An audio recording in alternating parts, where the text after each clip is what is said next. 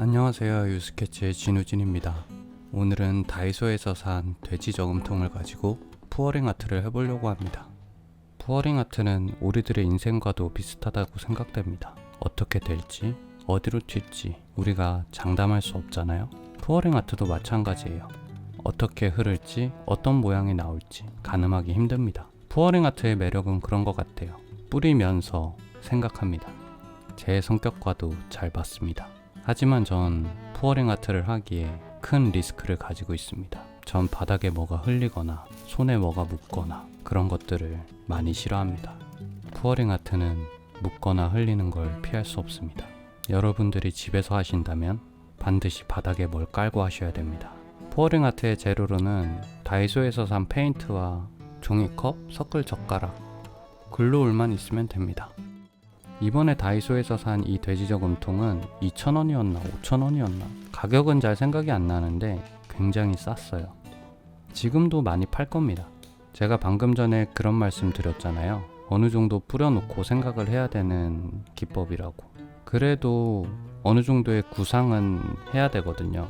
저는 이 저금통을 사고 한 달 정도 저금통을 보면서 어떻게 뿌려야겠다, 어떤 색을 뿌려야겠다 계속 구상했습니다. 물론 가볍게 할 수도 있지만 제가 조금 더 원하는 방향으로 만들어졌으면 좋겠다라는 생각이어서 여러 가지 구상을 해봤습니다. 그래서 생각해 본 게 금박을 붙이고 싶다였어요. 뭔가 그 다이소에서의 이미지를 조금 바꿔보고 싶었거든요. 싸다, 가성비가 좋다 이런 이미지를 어떻게 푸어링 아트랑 금박으로 고급진 느낌을 나타낼 수 있을까? 그런 실험을 해보고 싶었습니다. 그런데 모순인 건 전 가성비충입니다. 다이소 가는 걸 좋아합니다. 누가 다이소 간다고 하면 졸졸 따라갑니다. 살 게 없어도 다이소를 갑니다.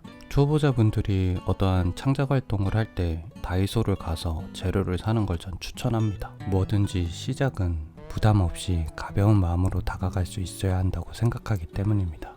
금박을 붙일 때는 풀로 내가 나타내고자 하는 모양들을 그립니다. 그리고 그 위에 금박을 조심스럽게 붙이고 털어내면 끝입니다. 생각보다 가루가 많이 날리기 때문에 집에서 하실 땐 청소기를 항상 옆에 두고 하셔야 됩니다. 그리고 금박 작업을 하실 때는 손에 많이 묻습니다. 그래서 장갑 끼는 걸 추천합니다. 저는 장갑 끼는 걸 잊어버렸습니다. 작업이 끝나고 나서야 뒤늦은 후회를 했습니다. 금박을 털어낼 때는 마른 수건이나 마른 붓으로 털어내야 됩니다. 물기가 있으면 달라붙습니다. 그리고 풀은 물풀보다는 딱풀을 추천합니다. 모양을 그리기가 훨씬 수월하기 때문입니다. 이렇게 그리고 붙이고 털어내고 작업을 반복하다 보면 어느새 완성이 돼갑니다.